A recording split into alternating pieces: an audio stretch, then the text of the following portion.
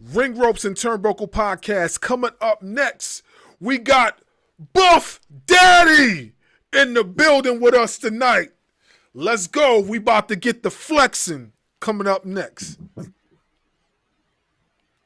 Your mindset heading into Sunday. We didn't come here to play games. We are the champions. Yeah. And nobody is taking these belts from us.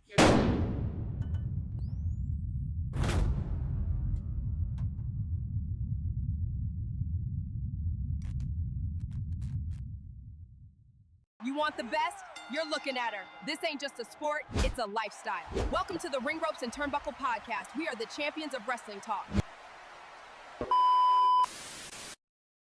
Coming up next on Ring Ropes and Turnbuckle, we've got a pro wrestling legend in the building. We're chopping it up with Buff Bagwell. Stay tuned.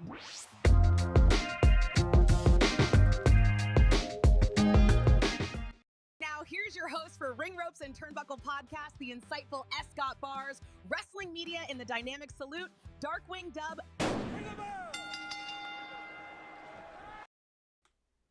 We back.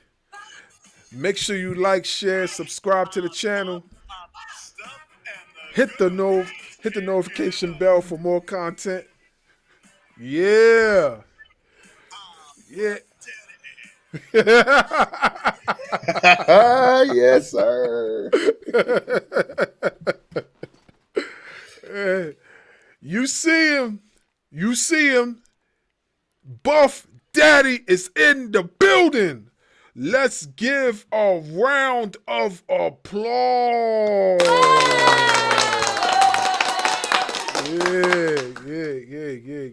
Yeah. What can I say? Real quick. What kind of memories does that song bring back to you? So weird you said that.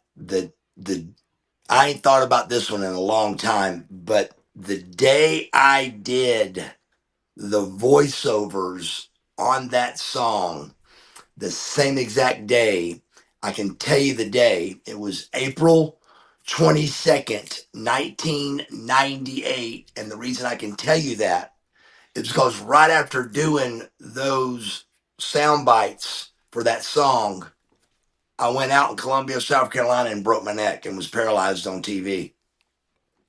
Wow. Did you ever see that or know about that?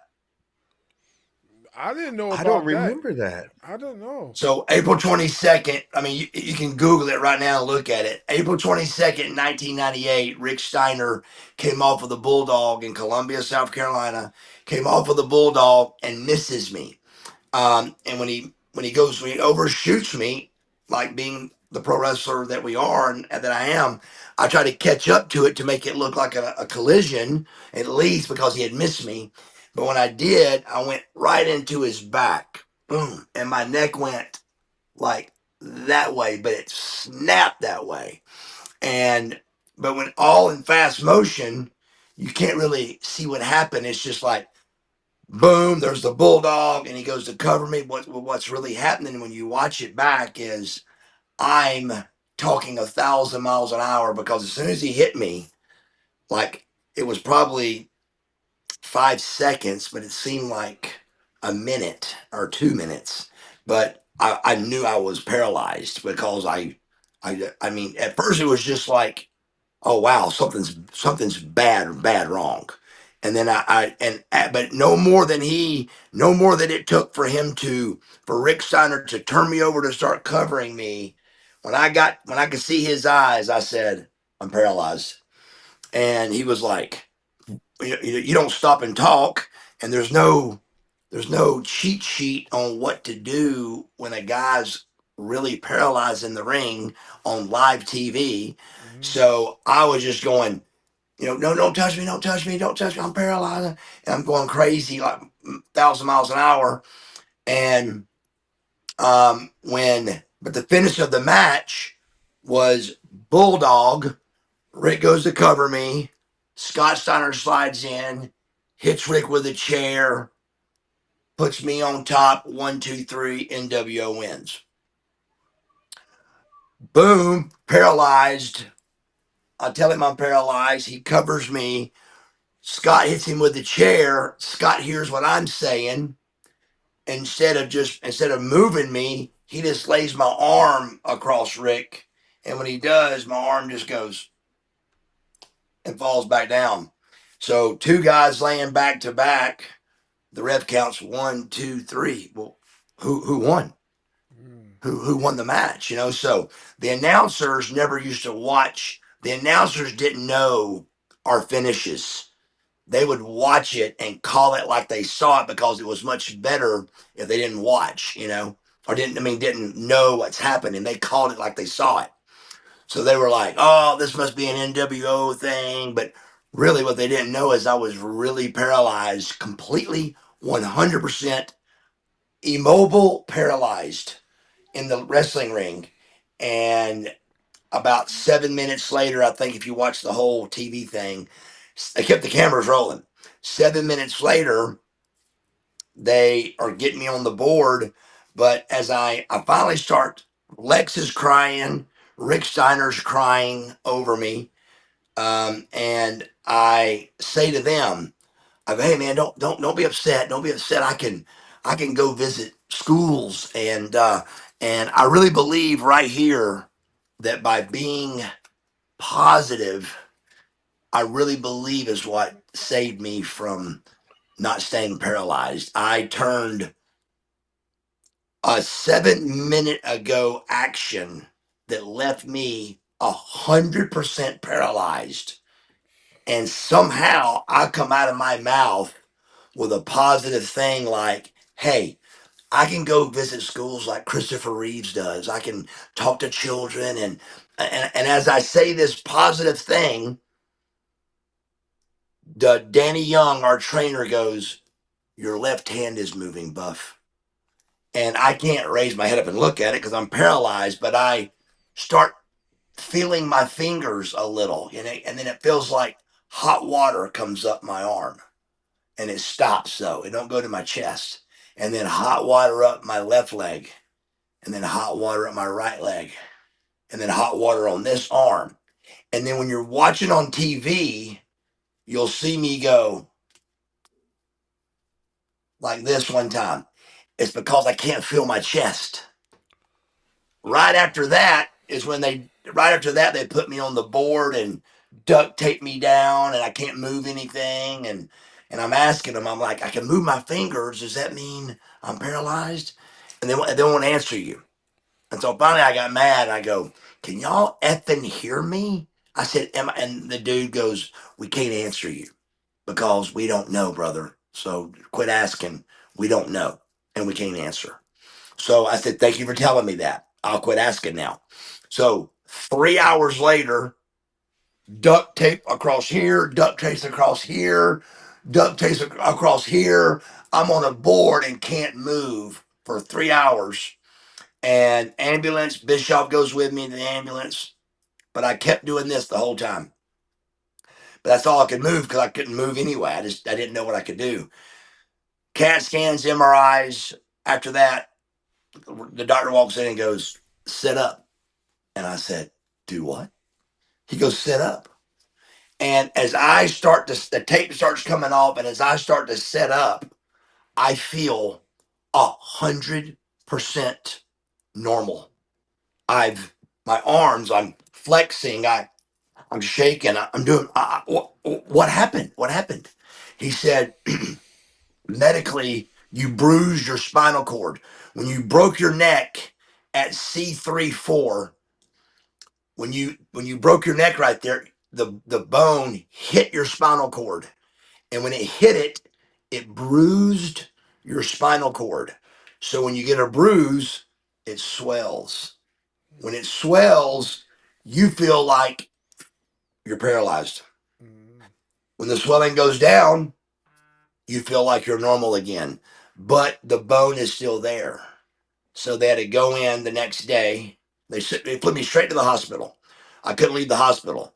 They took the bone out of my spine right through here. I don't know if you can see that scar or not. Yeah, I can see. But right here, they go through here. They move your windpipe over, and they do all the work in here by taking that bone out and putting my hip a piece of my hip back in it. So these your spot C1, C2, C3, C4, cervical disc, cervical disc, cervical disc. At 3-4, this cervical disc, when my neck broke, hit my spinal cord. So I had to pull this cervical disc out, put my hip back in place of the cervical disc, a plate on the back, two screws and two screws, four screws, and they did the same thing down at 6-7. They pulled it out, so I got fused at two places. So after the surgery was over, there was two plates and 8 screws that are still in my neck right here. That's what I thought about when I heard that song. So, having gone through all that, what do you say to the people that say wrestling is fake? I tell them that story. I first tell them a funny story. I tell them the story of Archie Bunker on All in the Family. Archie Bunker's watching wrestling on TV on the All in the Family show, and he's watching it. And Meathead walks in and goes, "Archie, what are you watching?" And he goes, "I'm watching wrestling." He goes, and the crowd laughs, and he goes, "Don't you know that they they know they know what's happening? They know what they're going to do?" And everybody laughs, and he goes, "I know they know what's going to happen, but I don't know what's going to happen." Mm-hmm. And to me, that says so much because that's the truth. It's like David Copperfield really don't make the 747 disappear. We know that, but how did he do it? So the magic is, and of course, just 20 years ago, Bill Watts flew the baby faces on one plane and the heels on the other. And that was just 20 years ago, guys. And now we're talking about how finishes are done and get everywhere. Now there's no more kayfabe at all anymore. But back in just 20 years ago, there was a huge amount of kayfabe to where you would lose your job over it. But it's not as bad anymore, because wrestling now is that entertainment word. But basically, I would always just say, "What do you do for a living?" And no matter what their answer was, I would say, "Is it real to you?" And they would go, like, "Wow, oh, good answer. Okay, I'm sorry." And they'll apologize. But that's usually what I would go to is just, "What do you do for a living?" "Well, I build pools." "Well, is that fake?" "No, it's not." "Okay, well, there you go. There's your answer." So that would get you out of it a lot too. Wow. Go ahead. I was gonna say wow because like I would have never thought you would have said that. I would have never thought you would have said that. That would have brought back. I would have thought something totally different. Like Tell me wow. what you think. I mean, by you saying that and still having a positive affirmation to like come from that, that's only God. That's only God. That's only the man upstairs doing that. Like, Yeah. I mean, Yes. humanly speaking, you know what I mean. We're always going to think that's a tragic accident. We're going to think every negative thing in the book. But at that point in time, you wasn't thinking humanly. You was thinking Right. how God would think. And then from that moment forward, God showed you favor and just said, "Hey, you're going to be all right. I'm going to take care of you." And then look behold, you practically normal again. So it was just like, Yes. So that's weird. That's weird you say that because um when at that time in my life, I felt like I felt like I was biblical. I went to church every once in a while. I knew who God was, but I didn't have a relationship with God at that moment. But I still was a God fearing person, and I just had heard a sermon about not asking God why. Mm-hmm. People, you see retarded kids, and why does God do that? And you see people that get dementia. Well, why would God do that? And you just, whatever sermon I heard, it was telling me that that was bad, and I took it that way, and I believed it. So here is Buff Bagwell laying on your back, paralyzed. Let me tell you guys, I wanted very badly to say, why? Why am I paralyzed? Why would you cripple me, brother? Right now in the highlight of my career. And somehow I remembered that sermon. And instead of saying why, I said, is this the plan you have for me? That's what came out of my brain. I didn't say it, but that's what I thought. Lex and nobody heard that, but I remember going, is this really what you were planning on? I mean, I'm in front of 80,000 people, 10 million on TV, and it's over. Is this really the way you wanted it to go? And I didn't, but I did it without saying why. And it was hard. It was very hard, but I believe with all of my heart, 27 years later saying this, I believe because of my attitude is why, like you said a minute ago, I'm almost completely normal from it. Wow. If that doesn't inspire anybody to keep pressing forward, then I don't know what will. I mean, gosh, like just hearing that itself and hearing the conviction of how you're explaining it, just right there, that could just open up somebody's ears and saying, "What the heck am I complaining for?"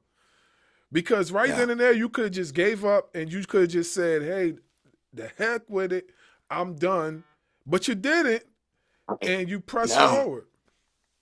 Yeah. I mean, I could have easily gotten really mad, Mm-hmm. brother. I mean, God, well, what are you doing to me? I can't believe you're doing this to me. Mm-hmm. I mean, I was 100% paralyzed. Like if you set the clock as soon as the bump happened, probably 4 minutes. And listen to me, there ain't no hope because whoever even heard of a person that can be 100% paralyzed for 4 minutes and then miraculously they're not paralyzed? That's not a thing that anybody even knows of. This is the first time people have ever even probably heard that story, a story Yes. like that.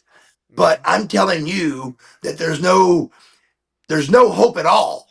And to find positivity in zero hope from being paralyzed, I believe God rewarded me for that. Is what I feel. I believe so too. I believe so too. That's inspirational.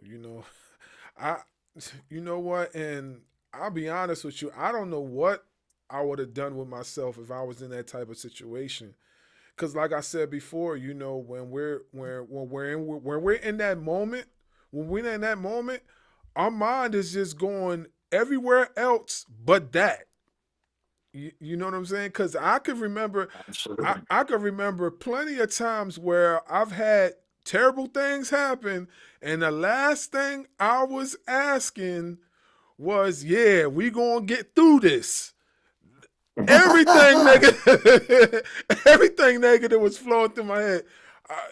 So like that that's a. that day, that day before I left for all of this, as I got in my car to leave for Columbia, South Carolina, I wrote an $88,000 check for the lot of land I was trying to build my house on as well. Mm-hmm. I remember laying there going, "How am I going to pay for that? How am I going to pay for that, God? How am I going to ride? I mean, I'm not going to be able to ride my motorcycle again. I can't, I mean, all of these things were just zooming at me, brother. Mm-hmm. Um, but I literally stroked that $88,000 check, got my car, and drove straight to Columbia, South Carolina. Did the rate, did the voiceovers on the song. Went to the ring and got paralyzed. Mm-hmm. Wow. Crazy. Wow. Well, you know what?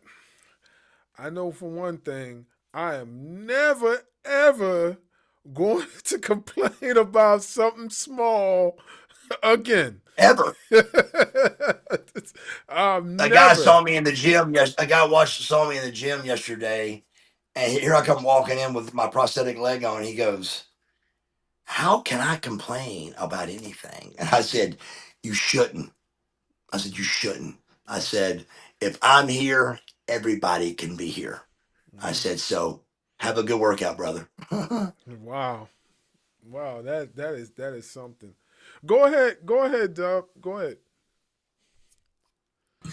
Well, let's go ahead and start from the very beginning, and we'll just work our way up until what's going on right now, right? Love So, it. Love it. what is the one thing? What is the one thing that pushed you towards professional wrestling? That's a great question. All pro wrestling, I feel like not all, let's just say a very high percentage of all the pro wrestlers, uh, they wanted to be a pro wrestler from a very young age. They had the birthday cakes for their favorite wrestler. They dressed up in Halloween costumes as their favorite wrestlers. They watched pro wrestling all the way through. They wanted to be a pro wrestler. That could not be further from the truth my walk. Um, I watched pro wrestling as a young child. My brothers watched, my dad and family watched pro wrestling. We knew who Sting and the Road Warriors and Dusty Rhodes and Ric Flair, and we knew who those guys were. But to go see a wrestling match, to buy a ticket, to have a birthday cake as my favorite wrestler, never happened with me or my brothers ever. Um, but I remember one Halloween, I think my brother dressed up like Dusty Rhodes, and so it was in our family, but not like it is in most pro wrestlers' lives. I mean, it's pretty much it's overtaken their life, the whole life with wrestling. With me, even through high school, I didn't watch pro wrestling once after ninth grade. I don't, probably 10th grade. So deer hunting and Sunday 605 and, you know, um, Gordon Soley and all that. We watched and loved it. But again, when that was over, it wasn't like we continued talking about wrestling that week or, it was just more of a show we watched that we loved and was entertained by it. And then, so with me, we were going to be lumber supply children. My parents owned a company called Southeastern Building Supply, and it was a multi-million-dollar company that we had had for 17 years and been rich for my whole life up to then. I was a rich kid. I drove a Corvette to school and very wealthy and not spoiled brats by no means. We were very well behaved. Had great manners. We had really tough parents yes ma'am, no ma'am, just very well mannered kids. But we had what we wanted from if it cranked, we had it from a very young age. And we were deer hunters, a very southern family, country redneck. We were rednecks with money. But the boys, and I was the youngest, was going to run the lumber company.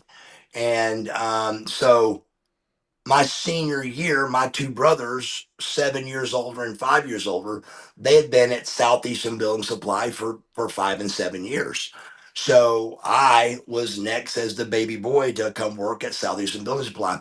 There's a huge disadvantage in being rich in high school. I mean, if anybody could pick a choice of being rich or not being rich, everybody, if you didn't want to, you should pick, I'd rather be rich. But the reason why it's a disadvantage is because there's all your eggs are in one basket. And my father didn't, I mean, there was just kind of like WCW going to the WWF and going away. That's kind of how Southeastern Building Supply was in 1988. It was never going to happen. Southeastern Building Supply had been there 17 years. It was going nowhere but up and positive. And in that time, when I'm ready to graduate and graduated with a 1.8 grade point average, and my brothers had full scholarship rides to schools to play ball and didn't go because they'd rather be rich at home. And then the company in 1988 goes down. So my senior year, when I'm getting ready to go to work and be rich under the Southeastern Building Supply umbrella, we go broke. So my dad comes to us and says, "Look, we got enough money to get you guys started into something. What do you want to do?" So my oldest brother picked a gym. My middle brother picked a drywall company. And then I'm 18 years old. I'm like, what do I want to do? You know? So we got together as a team. My family got together as a team, and we came up with.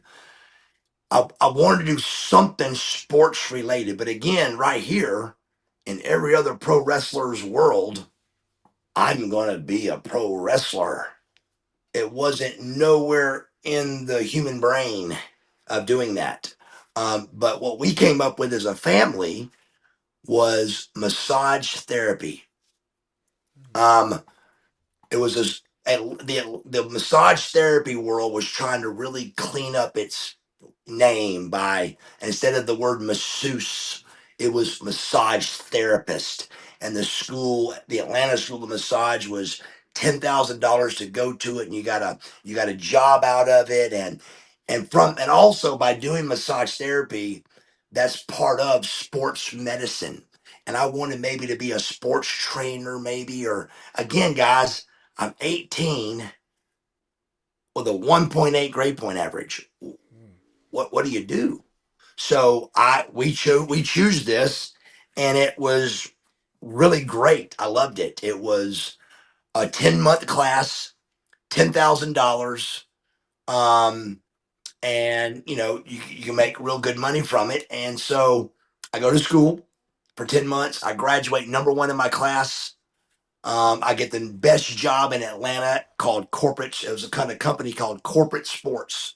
They had all the athletic clubs in Atlanta, and I had an incredibly good job.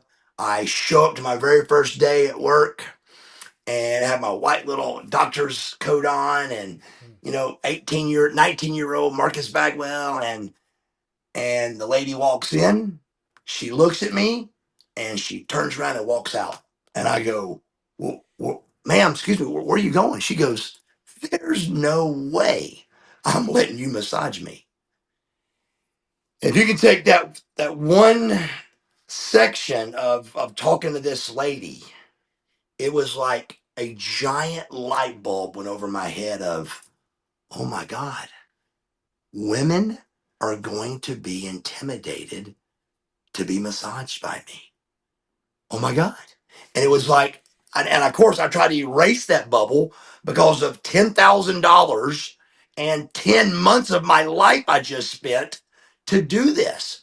So I still go after this $10,000 dream and career, and I did well at it, but I had zero women clientele. And I started thinking back. I remember massage therapists coming in with peace signs on their shirt and tie dyes and very pasty skin and very skinny and flip flops and sandals. And it was very different than I was. I was taking steroids and tan and real big and jacked up. And it was a different thing. But I thought, if those guys were making money looking like that, I'll make real good money.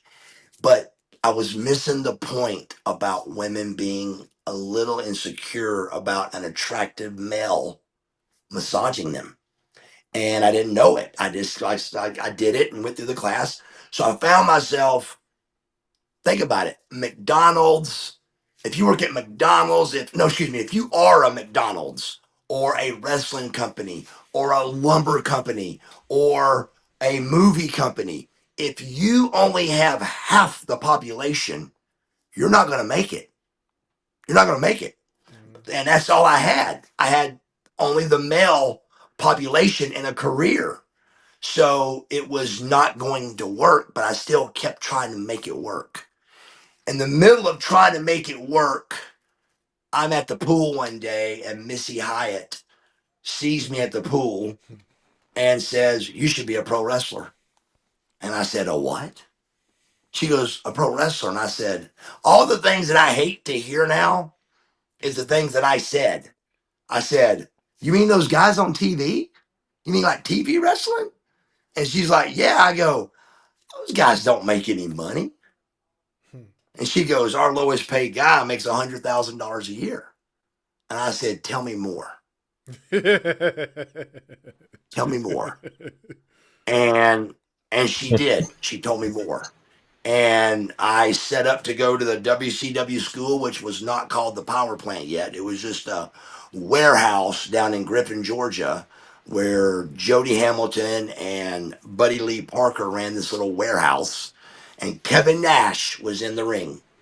Me and Kevin were big buddies from him being the head bouncer in Atlanta and me being a client at all the party places. And Kevin was like Patrick Swayze in Roadhouse. Kevin Nash was the bouncer of all the cool clubs in Atlanta.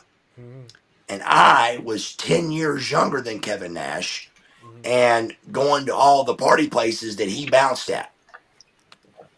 But we were friends during all of this. So I go to the WCW warehouse to get trained, and it's a dump. They wanted $3,000. And I came back to Missy. I was like, "Missy, I don't got 3,000. I don't have $3,000, and it's a dump." And she goes, so she found Steve the Brawler Lawler was the guy's wrestling name, and he trained me for $1,500, and he beat me up for about 3 days, and then said, "I think you can do this." And he showed me what I needed to know, and it was just I caught on real quick.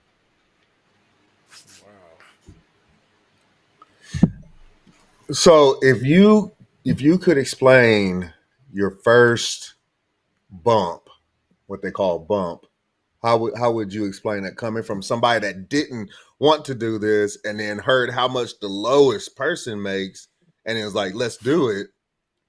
Was it like a shock to you how hard you hit the mat and the ropes? That's again, y'all guys are asking such great questions. So first of all, a little bit of my background. At 13 years old, I won the Golden Glove State Championship in Georgia at boxing. I was 60-1. Then in the Marietta Daily Journal paper, my name was Killer B. I had two older brothers and I was really tough. Everybody I fought came out like this. And I'm over there with Everlast and boots. I look like a white Apollo Creed is what I look like. I got the tights. My mom found a pair of skates for boots and took the wheels off, so I had real boxing boots with the tassels hanging off of them. And I'm out there like, and I'm killing everybody, and it's incredible. And then they went from weight to age, and that was bad because I was really small for my age. And so I got beat up real bad after being 60-1 and winning the Georgia thing. So I was going to take a year off and come back, but high school happened. So I never went back to boxing, but all county, all state baseball, all county, all state football. The youngest of three brothers, very tough kid. Um, Nothing to brag about, but always was in fights and winning. So very tough kid.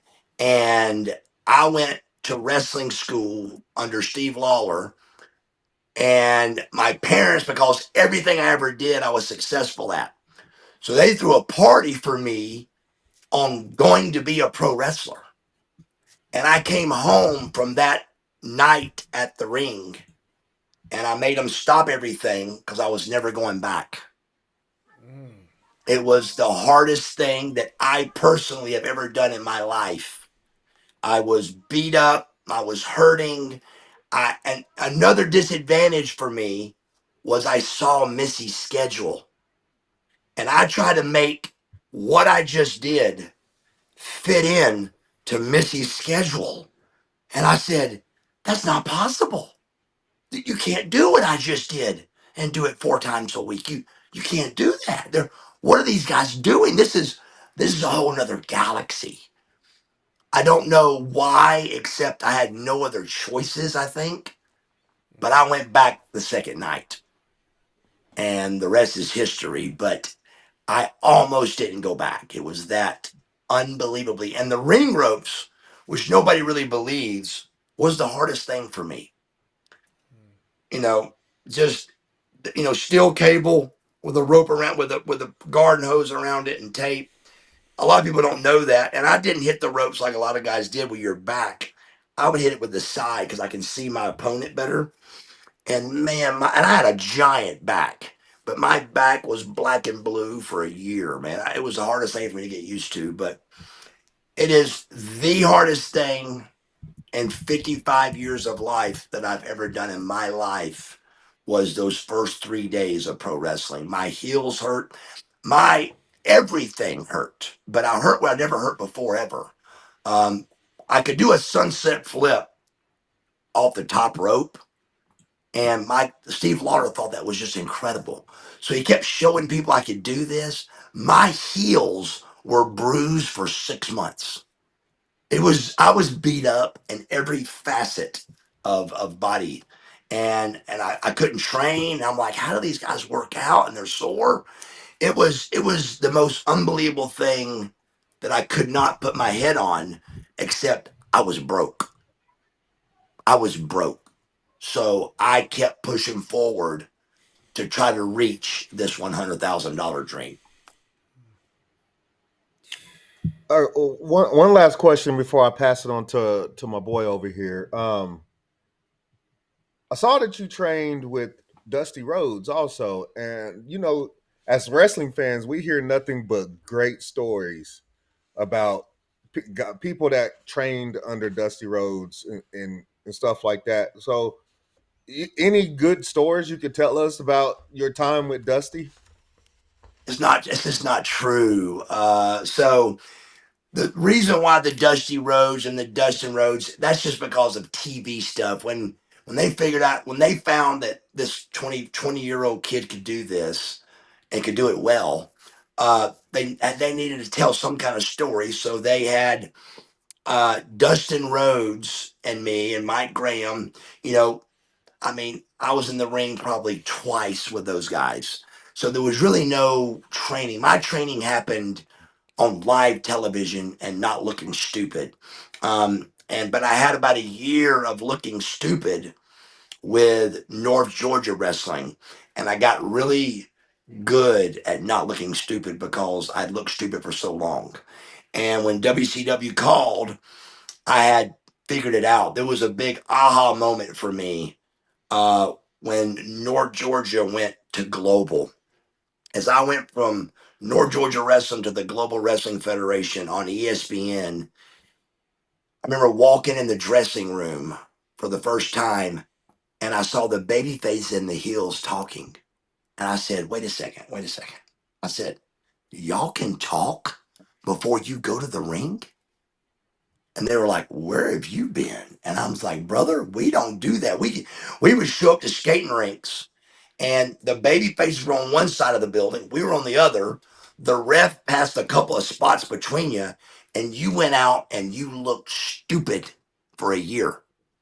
Well, I kind of got good at doing it that way. I'd gotten pretty good at it. I mean, I still looked horrible, I think, but gotten a lot better at it.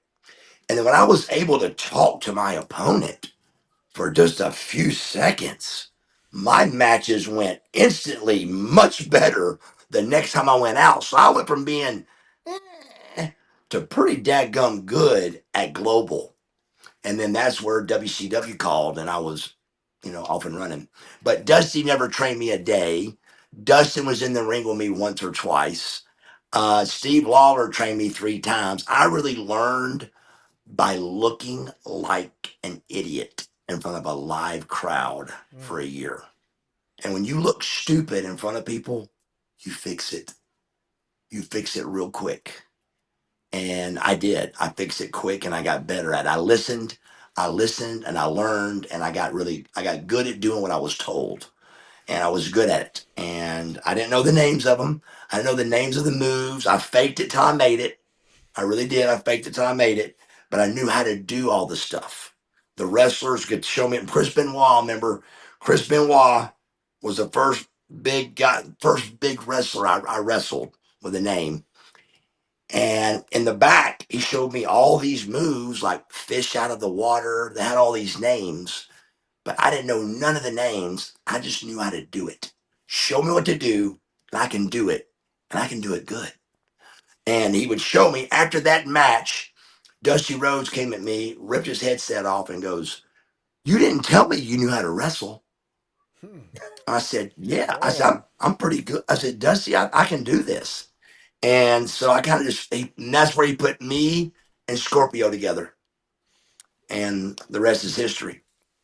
Yeah, I remember the Two Cold. I remember when you But tagged with Two Cold Scorpio. Yup, I remember that. yeah, but Yeah. George South tells a story about me that's one of the best stories I've ever heard. And it's him at Georgia Mountain Center in Gainesville, Georgia. And Dusty, my tryout dark match was in front of an empty building with Dusty Rhodes at ringside like this and goes, "Show me what you got." And so I had a live, no dark match, no cameras rolling. Dusty Rhodes was the hard camera. And I had a tryout, and it was me and another guy, and I got the job over this other guy. And that was the first night. I wrestled that night. But I made my match. I won that. I won Dusty over, and he was at ringside watching me wrestle. And that's when he came up with he wanted to use my real name and all that.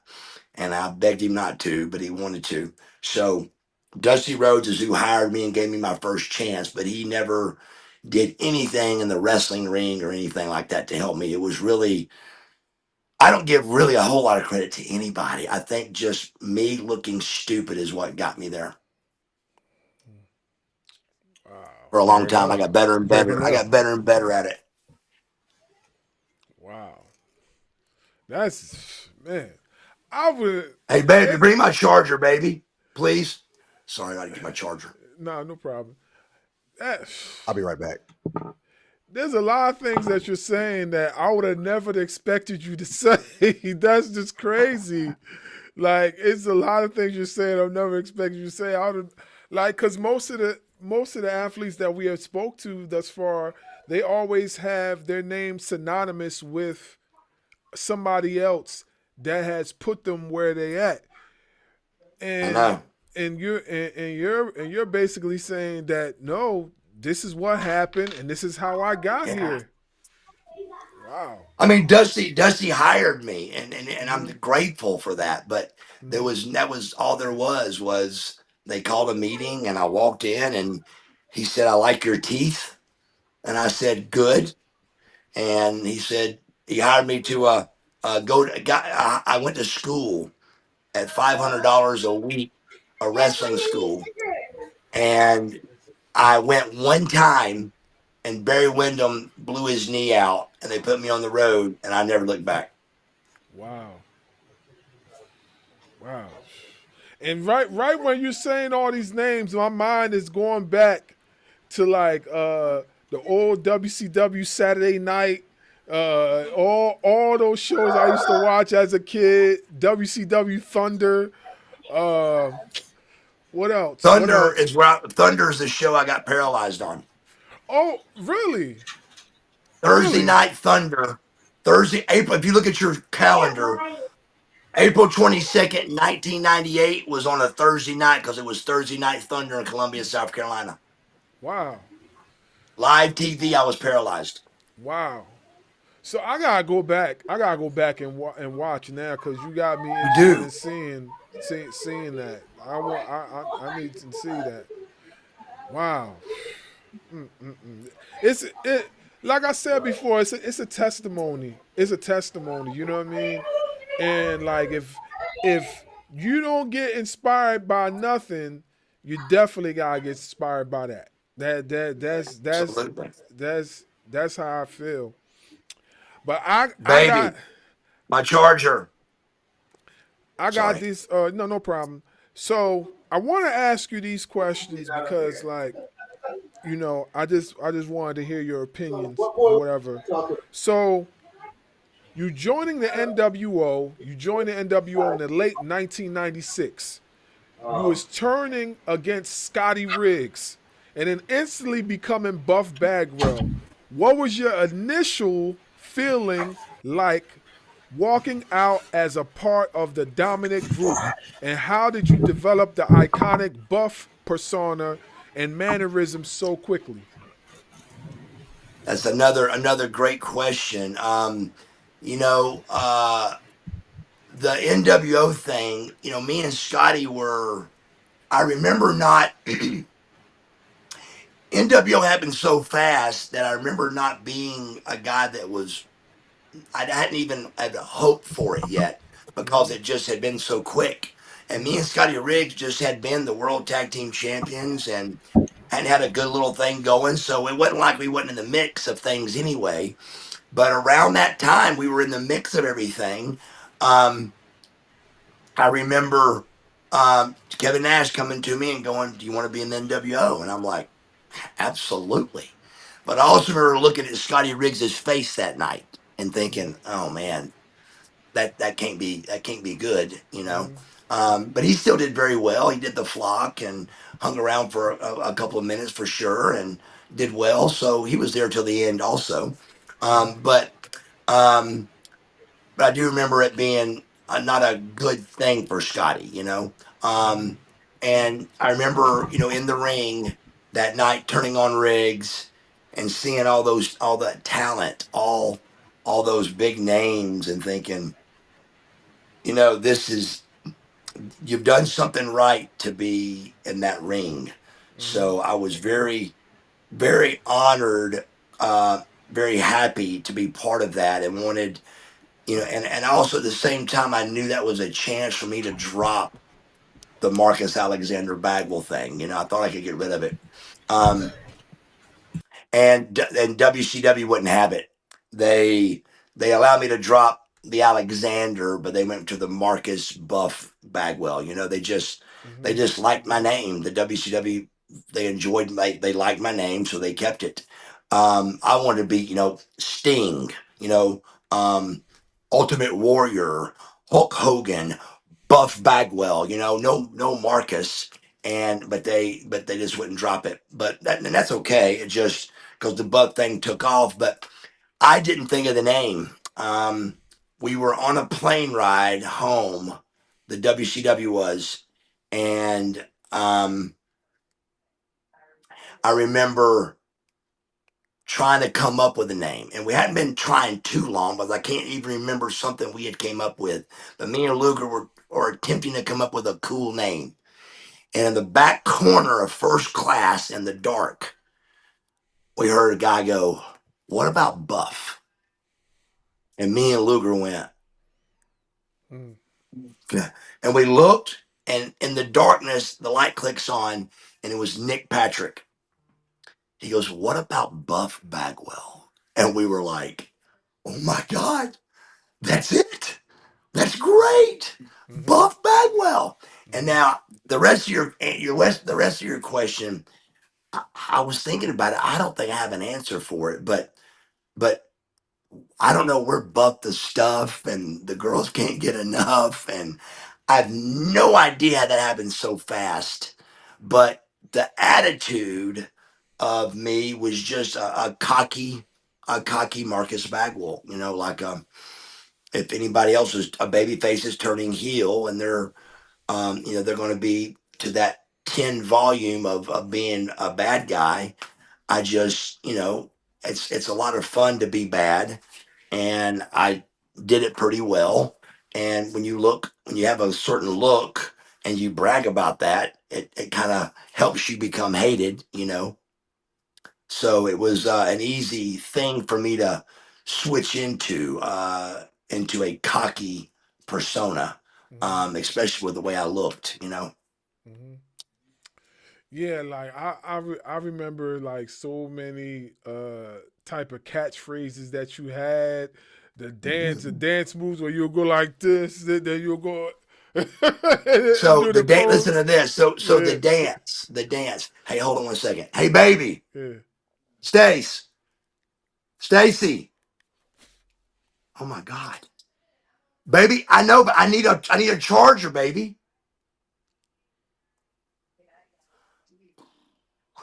Um. So the dance, Baltimore, Maryland, Hmm. um, is a house show, and Dallas Page he would video all of his matches, and we got the thank you, and we got he had the video out, and at this junction, I knew that I was on to something really, really big. Like it was, I mean, like the boys were starting to come from the back and listen to me. I mean, watch me wrestle. It was something that I knew we had a crap. Um, it was something that I knew I really had that was going good. Hmm. And in Baltimore, Sting got the whole locker room of full of steamboats and Duggins and Lugers, and they came out to watch me wrestle a house show. And when I got to the back, I knew I had something special. This was, I mean, these guys were like kids in a candy store. They were like, "Where did you get that from?" And I'm like, what are you talking about? What did I do?" And they're like, um, you did this dance, Sting said. He goes, you did a dance. Hmm. And I said, what kind of dance? He said, he said, it was like you, and they're trying to explain it, and I couldn't figure it out. So I went to Dallas's recording, and I watched it back, and I see me do this dance, and I'm like, so I watched myself do it, and Steen goes, "You've got to add that into your stuff. It's incredible." So along with what I already had as my character, Hmm. I added in that dance with it, and it was really entertaining. It was very entertaining. Yeah, it was. It was. I remember doing it a few times as a kid, like going and that in the I mirror think and it'd stuff be a like great. I that. think it'd be a great touchdown dance. Yeah, it definitely would. It definitely would for sure. Like you know, but I remember that dance faithfully. Like I was like, yo, I remember when he used to Oh, do this, and I'd so come up, I throw an arm drag real fast and come up and point and yeah, be like, boom, yeah, boom, boom, and then boom. It was funny, yeah, yeah, and then I'd yeah. rock it, boy. I'd rock it. Hmm. Yeah, I think that was. And I also think too that was one of the things that the crowd liked the most too because it definitely got over and it got over fast, Did man? Yeah, fast too. It it did. gravitated to people. So yeah, I definitely remember it. Um, the power structure as a young guy in a faction with legends like Hulk Hogan, Hall and Nash, what was your biggest lesson you learned from being in the NWO locker room and traveling with those veterans? Got another great question. It was you had to. It was about trying. Like when we came out to the ring with Hogan, you guys don't really know it, but we're jockeying for position instantly. Hmm. But it was about jockeying for position without looking like you're jockeying for position. Hmm. You had to act like you didn't really care, but I always ended up right over Hogan's shoulder. is what I aim for, is to be close to Hogan. Whatever he was doing, the camera was going to be on Hogan. So, and you had to do things that was subtle, like I threw a do rag in there, the do rag, and but then I put Buff. Here's a bunch of black shirts, black jeans, black boots, and I come up with Buff, so people could see my name. We all look the same out there. So it was about doing subtle things that helped without standing out too much. And so I learned to not step on toes, but to let them, but also to increase my popularity. And then the top hat came, and stuff like that. So you would try to do things that stood out, but didn't step on toes. Right, right, right. The top That's hat what I thing. learned. The top hat thing was definitely one of my favorites as well. When you seen the top hat, you know already off the bat that's Buff. That's That's Buff. it. And it's funny you say standing out because your uniqueness kept you like everybody know who you were. Everybody else they could have blended in, but you blended in a way that it wasn't like, oh yeah, that's the NWO. You like, no, that's the NWO, but that's NWO's Buff Bagwell. Yes. You understand what I'm And, saying? and looking back on it, it probably almost it really should have probably got heat, but it just didn't. They allowed me to be. I mean, that's a lot of big fish, brother. You got Nash, you got Hall, you got Luger, you got Henning. I mean, look at these names, bro. And so I think they just didn't care about Little Buff. I think it was okay. And before they knew it though, I was standing beside them, which was a good thing. It wasn't a negative thing, but I think if it would have been Luger putting his name on the back, that would have got heat to the guys. If Luger would have come up with a top hat, I think it would have got heat. But that's just Buff. That's just Buff. And before they knew it, though, I was there with them, and so it helped. It increased my popularity to where I was happy and proud to stand in that ring with those guys because they were superstars, man, all of them. Yeah, for sure. Okay. Can I say something real quick? Go ahead. Hearing all this, the top hat, I just had flashbacks of me being 10, 11, 12 years old, being in my mirror, doing the flexing.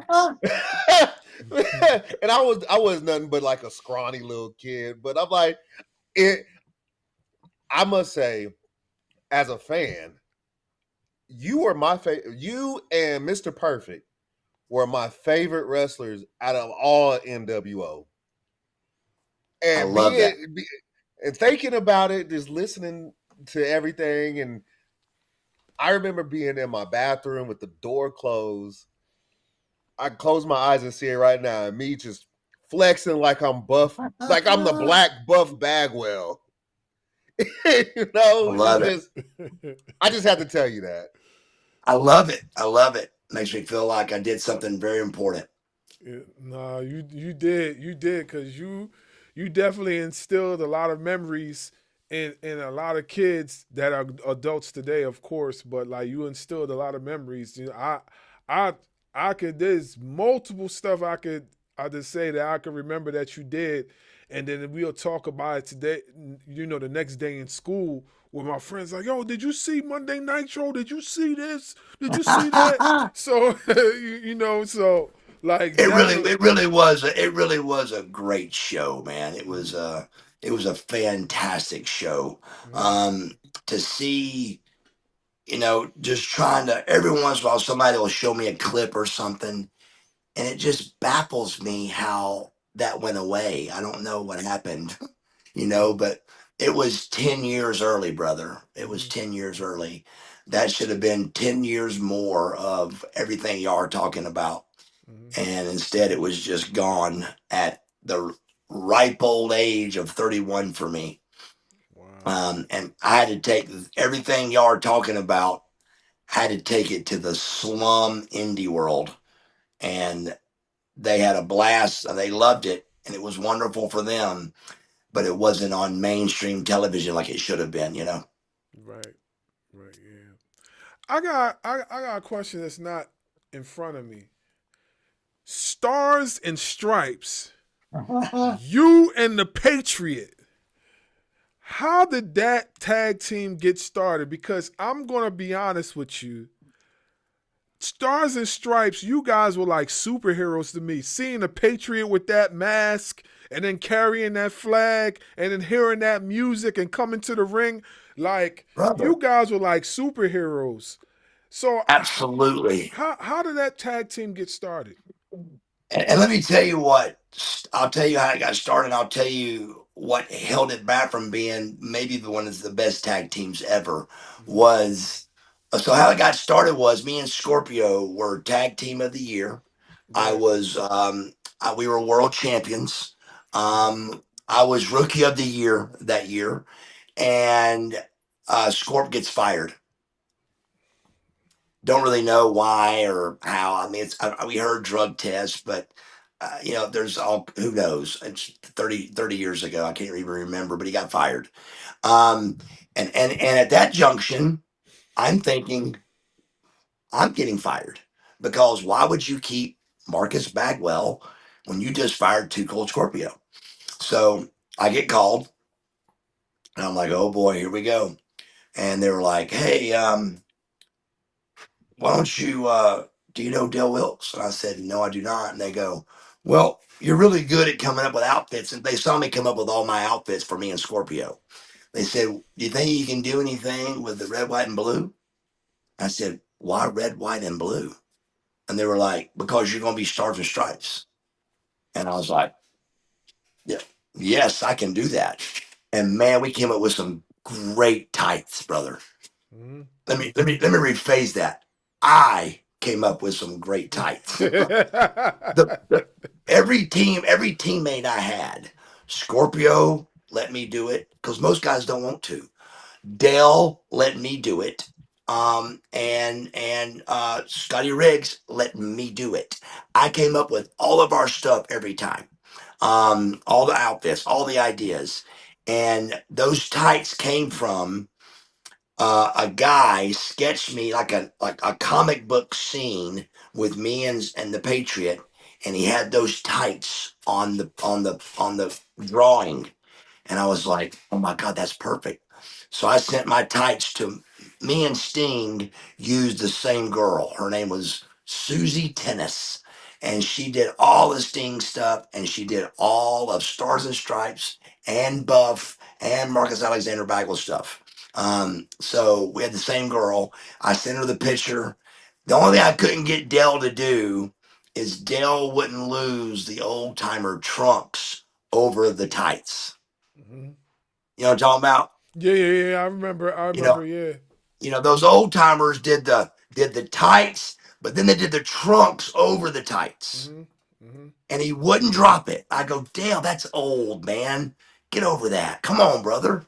And he wouldn't drop it, so that's okay. We came up with the still the same. We got boots made and all that. That was a great outfit. The only thing that stopped Stars and Stripes from being, I think, huge was we hired Jim Duggan at the same time. And it's hard to have two USA guys in the same card. You know? I mean, that USA chant's easy to get, man. It's easy. And Mm-hmm. it's big. But when the fans got to do it twice on one show, it's a lot. Mm-hmm. And it keeps one of us, either we took away from Duggan or Duggan took away from us, however you want to look at it. I love Jim Duggan, but I think that we took up a lot of his USA power and Duggan took up a lot of ours. And I think it would have been a bigger thing in Germany. Here's Germany, a Germany tour, 7 matches, and 2 of the 7 are USA chants. So it was just kind of overkill, Mm, but it was still a wonderful tag team. Me and Del Wilkes won the titles twice. Love Del Wilkes, great tag team partner, and had a bunch of great matches with him. wow, yeah. I got one more. I got one more. So when you seen the trailer that was done for you, what memories did that bring back to you? The trailer that we did for the show. What memories did that bring back to you? Oh my God. And by the way, I'm the one that designed the trailer. Outside of what I do for a living, I'm also a graphic designer and I'm a computer animator. So I do a lot of the artwork and stuff like that. I draw and everything. What I was impressed with is you had the girl to announce I was coming on. I don't know how you got that done so quick, but that was cool. Yeah, But all of it was cool, real cool. But anytime I see anything like what you did, yeah, it is just like a barrage of wonderful memories and thoughts because yeah, there's a bunch of great stuff that happened in a 5-year period.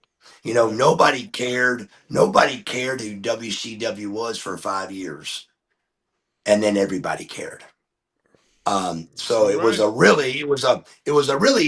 though it was an 11-year run for me, it was really about a 5 or a 6 year run that was just over the top. And that's a lot of stuff to put in 6 years. That's a lot. And it was wonderful to put it all in there, but it was just a great time, a great run with a lot of great memories. Yeah. The only reason why I say that is because we on our show, myself and my brother, like we take pride in appreciating, the wrestlers, the athletes that come on our show. So when and like you said about the ideas and stuff like that, when I came up to the idea, I was like, yo, I think we should spice it up a little bit and we should try to like make ourselves stand out from all the other podcasts and do something different because not for nothing we kind of run our podcast like a professional wrestling promotion. Like he does the booking, he does the emailing, he calls this and calls that, and then I'm like like I'm like the creative. Like I'll go and get the designs done. I'll map out, okay, let's try this and let's try that. And then we just combine forces together. And then we just became like, this like dynamic duo. You know what I'm saying? I'll And tell you when it came on, I've never been on another podcast that when I watched the part where they say be quiet and they're coming on, I never had it I never had it shock me. It shocked me how cool it was that I thought, who's this girl talking? And then she goes, coming up, Buff Bagwell gonna chop it up. And I was like, what?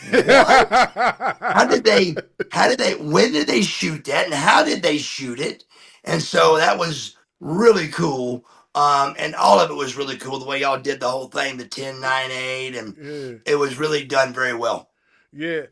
The only reason why I say that is because that I felt like it will help us stand out a little bit more and give us more of an identity. You know what I'm saying? You see a lot of the podcasts. They get kind of bland or whatever. Even though they interviewing the wrestlers, they don't have something that makes them unique. You know what I'm saying? Right. So No, so you're me right. and so me and my bro, we always try to think outside the box. What can make us unique? What can make us stand out from everybody else? Oh, okay, we're wrestling fans. Okay, what can we do to make our fandom stand out from everybody else? And then say, oh, that's the ring rope and turnbuckle guys. That's them. And then, AI comes into the picture, graphic design, all that stuff. So I said, how can I combine the two together? And that's what we came up with. But I just wanted to get your thoughts on that because honestly, not for nothing, we just recently got these plugins for the podcast. We didn't have these plugins no longer than 2-3 weeks. I mean, I knew that's how it had to be because it just was too fresh it was too fresh for it to be any other way about it. But it just caught me completely off guard that it was Yeah. that professional. Yeah. We just got those plugins, those programs, just not even that long ago because Super cool. we started using it. I believe we started using it a few weeks ago when we had Savio Vega on, and then we used it again when we had KC Kazana on, and we had his brother on before that. So then we was like, okay, so there's more. Then all of a sudden there's this update program that came in, and then it was like, yo, my boy was like, yo, we gotta get these ones right here. This one's gonna work. This one's gonna work, and then there you go. So yeah, That I mean, yeah, it was really the best I've ever seen for any podcast I've done. I've never been yeah. shocked before a podcast. I was shocked. Okay, wait till you see the ending, the closing, the closing mark. It's going to shock All you right. again. It's going to Okay. shock you again. Good. Go ahead, Hold on. bro. He just said the best he's ever seen. Yes. Hey, we No doubt. appreciate it. We take it. We appreciate it. We No appreciate it. doubt. Yeah, we appreciate it. So, do you still sell the top hats? I do, but I came up with a new thing with the top hat. So the originals are gone. Those are done. They're gone. I had like 3 or 4 of those, and those are history, and somebody owns them. But I came up with, for the first time ever, I came up with a white one, and the white one, I get all the boys to sign it. So it's got Sting, Luger, Jake the Snake, Jimmy Hart. I got a list of the names that are on the hat and ink, and then they're sharpied all over it. And then at some junction, I'll sell the hat to somebody or give it away or something. It'll be something special to do something with. I was And then just I'll do thinking another because one. Then I'll do another white one. I got my hat here. I'm like, how cool would it be to show up on one of our podcasts that have a Buff Bagwell top hat on? Mm-hmm.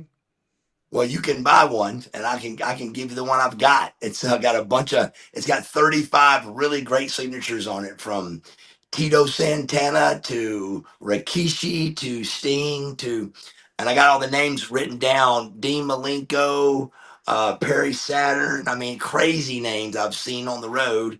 Matt Cardona. So all kind of crazy names I got on it. And the idea I got from putting it in, for like printing the names, was a guy had a chair that was signed, and on the back he had all the names that were printed that were on it, so you could at least tell the people who was on the hat or the chair. So that's where got that idea from. So I keep up with who signs it with a little piece of paper. So if everybody ever really wants to know who's on the hat, I got the list. That's awesome. But That is high awesome. spots, I sell. I can't show you right. I got one I can show you at the end. But I got little top hats I sell that's holding my battery charger up. But I'll show you that one. But High Spots came out with one that is, they're leather. They're made out of turnbuckle leather, and they're red and black with the lightning bolts on them and my face on the top, and they're leather, and they look really, really good. And I'm selling those now. But as far as an original Buff Bagwell top hat, I have one, and it's a white one that I wear with the signatures on it. So, how do I get my hands on the ones that you are selling? You go to marcusbuffbagwell.com. It's called the Big Cartel, but just go to marcusbuffbagwell.com, and you can buy those hats online. Awesome. So, Yeah. And if you want to buy back my to white hat, give me a price. that's gonna have to come a little bit later down the road because I That's know that's gonna be pricey. I want a bunch more signatures on it anyway. But yeah, that Yeah. will that's gonna be a good and that's gonna be a good one down the road for sure. So back to the wrestling. What was it like from your perspective to be part of the Monday Night Wars? It's huge, bro, but I'm not able to celebrate it because, and I hope and pray there will be a time I can, but you know, uh, there's a certain, I would say there's two handful of names that relate to Monday Night Wars, and I feel like I'm in one of those two hands, but I can't celebrate it because I'm not under that WWE umbrella. I love what they do. I love their program, but I think hopefully one day they'll see that I can be part of that wonderful company, and they'll give me a chance to do that. But all the Monday Night Wars action figures and stuff, you got to be under their umbrella. So I'm hoping that's next for me. I hope getting in the running for hopefully one day the Hall of Fame, and in the running for being part of the WWE. I'd love to be part of them.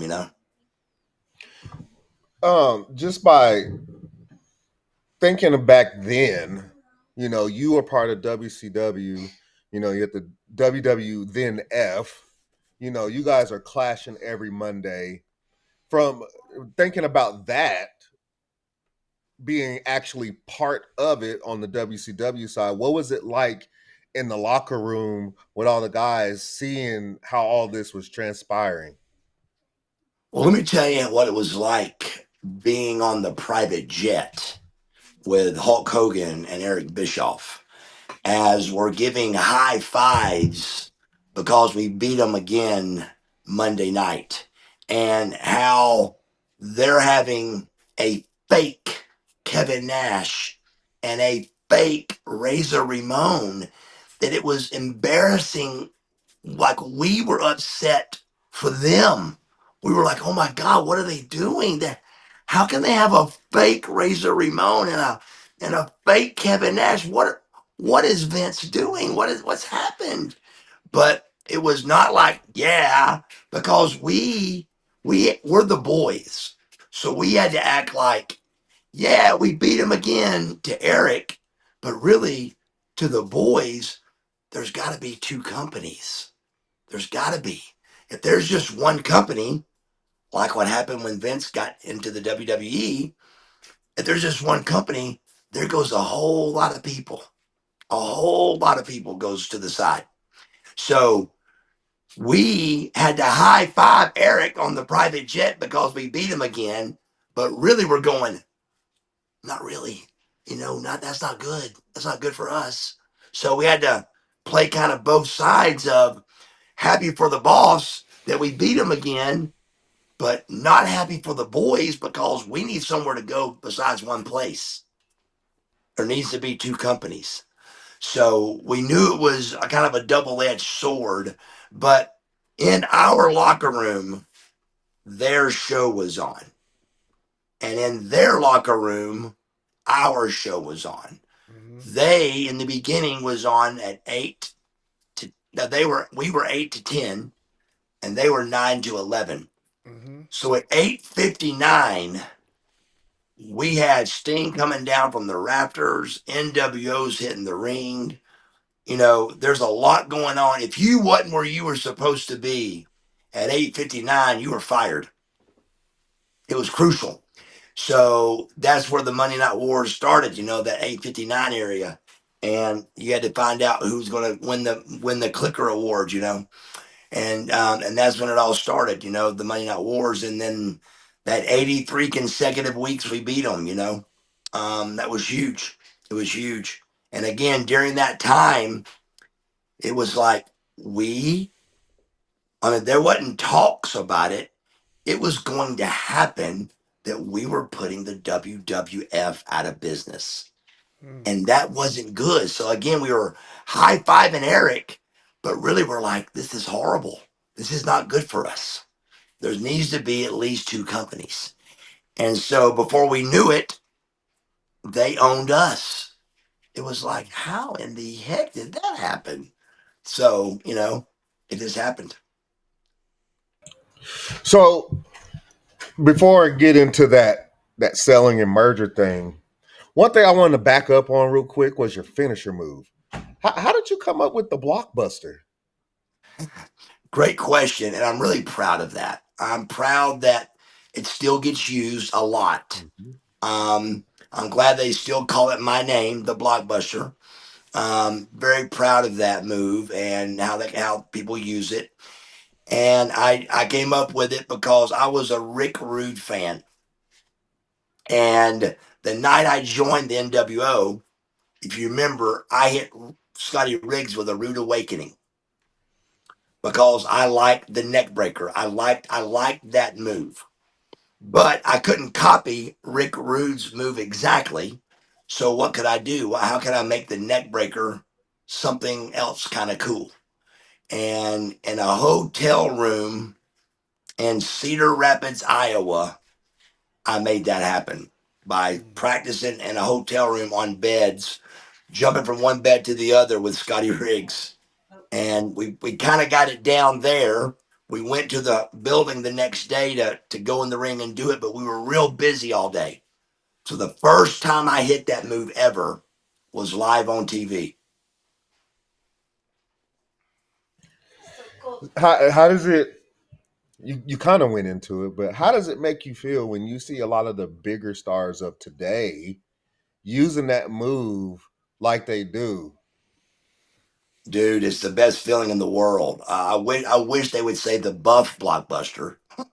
I wish, but still, I named it the Blockbuster, so it's the Blockbuster. It's my move, and that's big. That's huge, man.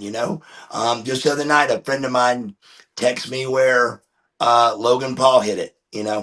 And they called it the Blockbuster. So when you come up with a move that's never been done before and top talent uses it, that's a big feeling, bro. And you're talking about what, 30, almost, yeah, 30, 35 years ago, and they're Yeah. still using it with the original name at that. Yes. I mean, they could have. I have enough heat that they should have took that away, but I'm glad they didn't. But they could have easily called it something else, but they called it, what I named it, which was the Blockbuster. And Disco Inferno is really who named that for me, and it was a great name. And a lot of people, you guys might not even know this, but Blockbuster used to be a company. Do y'all know that? Hmm. Yeah, Hmm. the But a video lot of Movie. the younger people may not know that. But that used to be like remember it was Turtles. You remember that? No, I don't remember Yeah, I don't Turtles. remember Okay, Turtles. so listen to this. So it was. How old are you guys? I'm I'm 40. I'm 43. All right, so I'm 55. So before Blockbuster, there was a company called Turtles Records and Tapes. Look it Wow, up. And it was wow. the little mascot was a turtle, a little green turtle. But where you went for records and cassettes and tapes was a place called Turtles. Blockbuster came in and took all the turtles away and became nationwide popular Blockbuster. But the reason Disco came up with Blockbuster was not for that building or that company. Your block, your head is your block. It's a blockbuster. So your head is like it's considered like in cartoons and stuff, it's like bust your block or he busted his block. So your head is a block, so to speak, and it's a blockbuster. It's a head buster. But how Disco came up with it, and I loved it, so we kept naming it that. And the feeling I get when I see it on TV, and then when they say the name, which Tony Schiavone said the Buff Blockbuster a million times. And so when he calls it the Buff Blockbuster on AEW, I love it. But he don't say Buff, but he said the Blockbuster. I love it. And the WWE guys, they may not even know who I am, but the Blockbuster came from Buff Bagwell, and I love that. I'm glad that you still get that honor and that they didn't take that away from you, because that's Me something too. that you came up with and it still carries to this day. That's almost like this is an homage to Buff Bagwell. Hmm. Absolutely. Absolutely. So we had the merger happen. Did you have any conversations with Vince McMahon as to what was going to happen with you personally? So nobody knows this, and it's really not that big a deal at all. But there was a short time where Vince was courting me, where that I flew up to New York, limousine. But I really believe this merger thing happened, but like after we made the appointment for me to come see him, and um, because it got changed. How Vince courted guys is he flew you and your wife first class to his home and up in New York, and then you took a limousine from the airport to his house. You ate dinner, and then it was a limousine from his house back to the airport that night. You flew home. So we set on that journey to go meet Vince McMahon through a phone call to me for me to come to the WWF. And when I landed in New York, instead of Vince meeting me, I met with Shane at a hotel in like a suite at the Marriott at a hotel. And Vince wasn't there. And I can't even remember what the story was he was at, but it went from the dinner and all that just to me and Shane talking. And then we flew back home, and still a very positive situation. But I had signed my contract um, in the hospital bed before my broken neck surgery.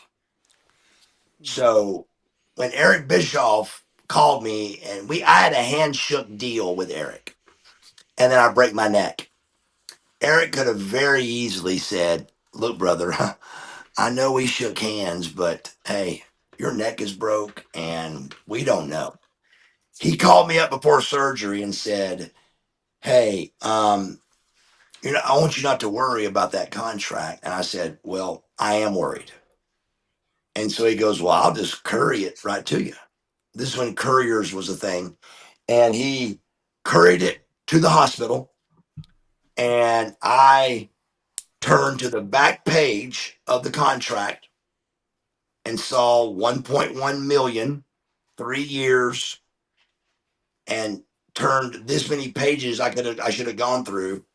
Just turned to that, saw that my rent a cars, hotels was paid for, rent a cars are paid for, hotels are paid for, $1.1 million before I get my neck surgery.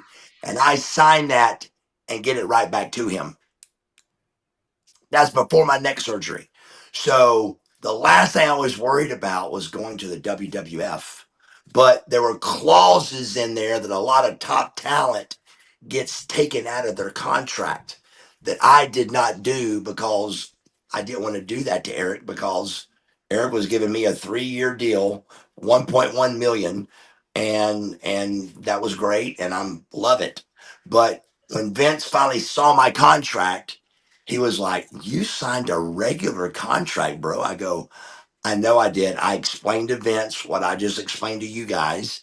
And he said, "Well, we're not going to do business right now, but we will be doing business."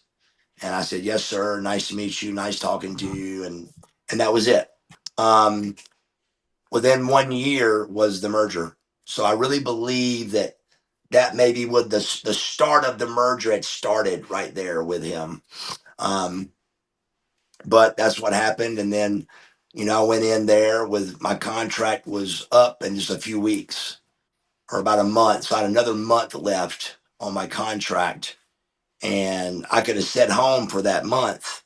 But instead, I called Vince and I said, "Look, t- take my money. I'll lose 60 grand just to come aboard right now." So I lost $60,000 to come right aboard, and I was fired in 2 weeks. Wow. Wow. Yeah. The Tacoma thing was something that I think shouldn't have happened. That match probably should have happened in Atlanta the next week. 1 week away, we knew something was up right there. Me and Booker are backstage whispering like this. But like, why are we doing this here? Why are we doing this here? But you can't ask them that. So we just did the best we could, and the match got a bunch of bad publicity. Um, how bad the match was and all that. I don't think it was bad. It just wasn't good. But nobody gets fired over a bad match. But Hmm. that's what they said happened. But that just isn't true. If that's the case, somebody should be fired every night. You know, I mean, True story. Oh boy. You know what I'm saying? Somebody should be fired every Monday night, probably. But no, nobody talked to us about it or anything, and they told us not to worry about it. And then they make it about my mother calling and all that. But I was so messed up right then. I just thought that I would get warned before I got fired. I was pretty convinced that would happen because that's all the stories I would hear. So I kept being me with the alcohol and pills and trying to hide it. So I was a mess. I wasn't ready to do that job. I wasn't ready for it. But I just was hoping that, not hoping, I knew that they would slap me on the wrist before I would get fired. And I was wrong. There was no slap. There was get out, and it was too late. So before I pass it back over, they had that documentary, uh, "Who Killed WCW." In your eyes, what ultimately hurt WCW? There's no doubt in my mind who killed WCW, and I didn't really understand how everybody couldn't see it my way when I watched it. But I can't remember the guy's name. But in there was a guy. If you watch the whole show, there was a guy at the WCW, no, WWF. His name was like Leitner, or there's Brad Siegel was the president of TNT. This was another guy that when it came down and Eric had $64 million he was going to buy the WCW for. The reason why they took 6 million over 64 million is because there was a guy that said, I don't want WCW on Time Warner TV. And he was some kind of president. It wasn't Brad Siegel, it was another guy. But that, when I watched the show, that was 100% of the reason why and who killed WCW. That guy killed WCW because he's the one that said, I'd rather lose $58 million and not have wrestling on our show than to make 64 million and continue wrestling on Time Warner TV. It was somebody big on Time Warner that did not want wrestling on Time Warner television anymore. And if you watch the show back, that guy is who killed WCW. I will definitely have to rewatch it. Yeah, me too. Me too. But we see how that turned out. That failed miserably. Miserably. Because it's all over Time Warner TV. Exactly. Exactly. Yeah. So. And not near a good a show. Mm-hmm. Yeah. Real quick, Crazy. real quick. I know. Part of that show, there was this. A lot of people were blaming the finger poke of doom.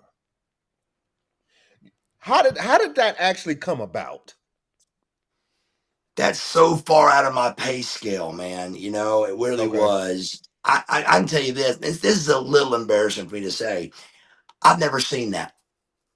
Oh, I have okay. never seen. If you asked me for $1 million, who was in the match of the finger poke of doom, I I could guess, but I don't know. Kevin Nash and Hulk Hogan. Is that right? Yep, Okay. I've that is never right. seen. I've never seen that ever. I didn't see it live. I never saw it on TV, but I heard he pokes him, he falls, and he covers him. Right? Mm-hmm. Yep, You yep. know that. again, all the rumblings, it was such a rumble through the building, what was going on, that I remember just not wanting to hear it. Like, I'm not getting paid for this. This isn't helping me. I got no control over this. So I just shut it off. And I remember that's how like me and Luger and Sting would do. We would just try to just get out of it. It ain't gonna help us at all. So we can't change it. So we just gotta listen and see what happens. But I never visually ever saw that match.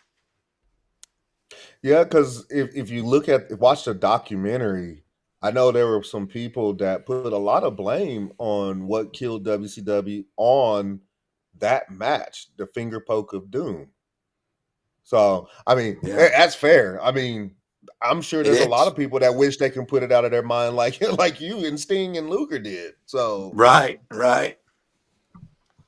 It go ahead, bro. just it was. I think it's a lot more than just that. But I really believe when I watched the whole show of Who Killed WCW, I was so sure of who killed it when I watched it that I didn't even know why it was a show. Like, why wasn't it so and so killed WCW? Because when I watched it, that's what it was. It was just one cat's name. There was a Time Warner president or CEO that said, I don't want wrestling on our network. And that's what happened, and it was over.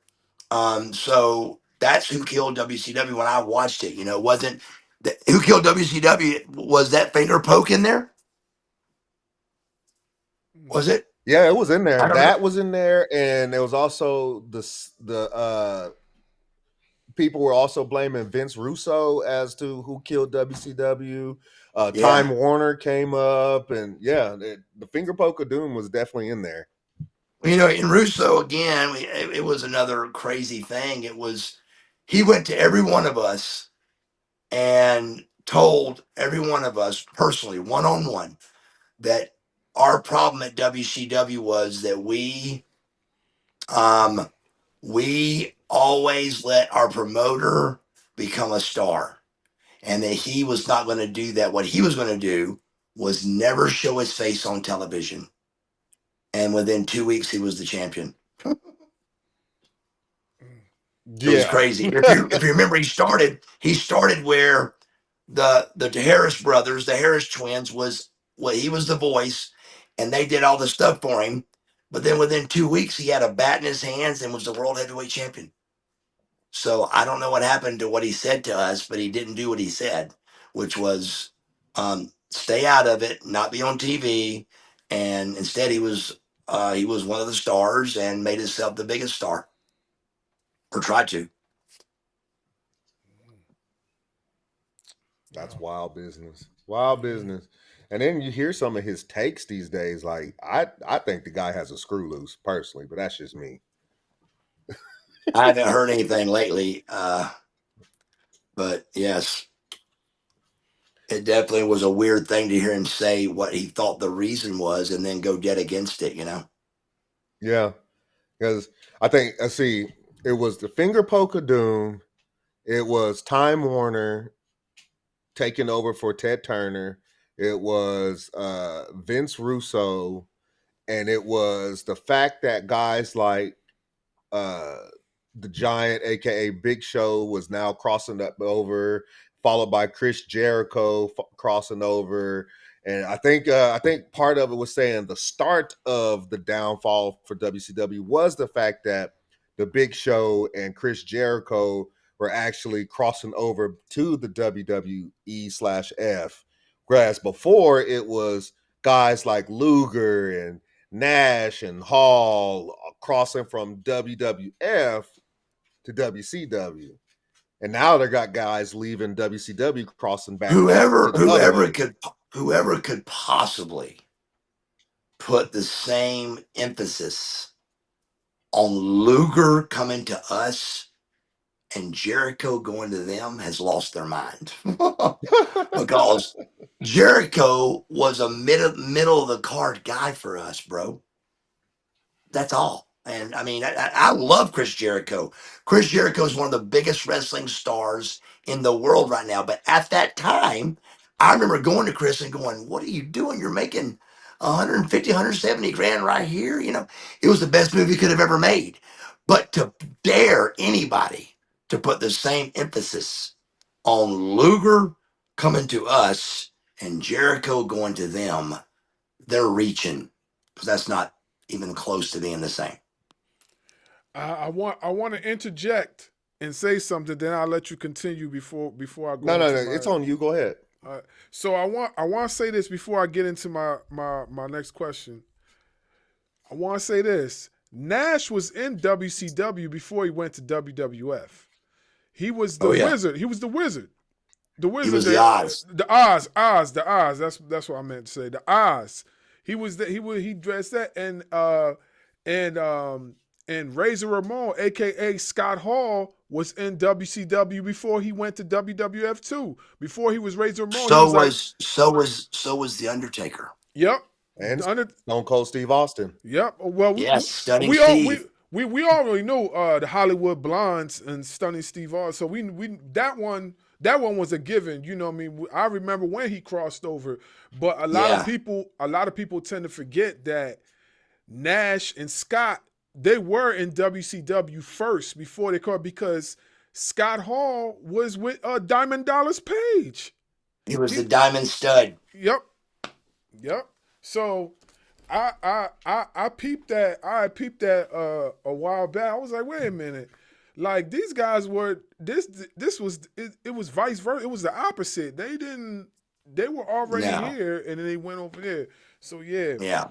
Yeah. Hey So guys, I've got Asheville, North Carolina tomorrow. So let's wrap it up when you guys are ready to wrap this thing up. What's your final questions? okay, all right. So my final question for you is like I told you what I do outside of podcasting and graphic design and whatever, right?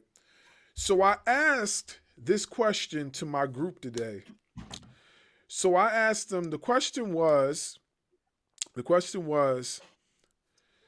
if I was, let me say 25 years sober, and all of a sudden within that 25 years I mess up somewhere in between, do I lose all my sobriety time?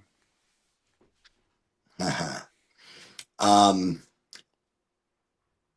I can tell you, in the world of recovery, you're supposed to change your sobriety birthday. If I today, at 3 years and 4 months sober, if I had a drink today, I would have to change my sobriety birthday till tomorrow. And that's kind of an integrity, do the right thing. You may get right back in the saddle again, but I've heard this is a pretty deep thing in AA. Mm-hmm. It just that it means something so much to be a year, 2 year, 3 year, 20 years sober. It means a lot. So it means enough that one drink does erase that. Now, does it mean you gotta go on another 20-year run? It means you have one drink and you go back to being sober again. But technically and personally, your sobriety birthday should change. Mm-hmm. Yeah, because the only reason why I asked that, because like, in the book, it don't really say anything about the changing of anything. Like, it don't, like, I've read through it. It doesn't really say anything. So I just was like, oh, I need to ask. I need to ask because And that, but that that's a good question. It's a real good question, and it's one that I'm not sure of. This is what I hear Mhm. in meetings, and like even the DUI court of Cobb County. If I'm in that program, I graduate in February, but I'm in that program, and if you if I was to have a positive test, Mm-hmm. a positive screen, then my sobriety birthday changes to them. So I mean, it's even a legal thing where they would legally make me, at least in their books. I don't have to change it if I don't want to, but in their books, Mm-hmm. my sobriety birthday is going to be different. So do you think it's something that just, it's just something that was started amongst the people and not necessarily like. I do, because, but then again, if you're able to do that, then there's no. Why would you worry about losing 25 years over a drink? I always have a drink, and I can just keep my 25 years. Then I think it'd be a little easier to have that drink, but to know you're blowing 25 years on Mm-hmm. that drink, Mm-hmm. there's got to be some payment for that, and that's a good one to cost you. You just took 25 years and blew it. Mm-hmm. And if you don't have it that way, then I think it'd be a little easier to have a relapse.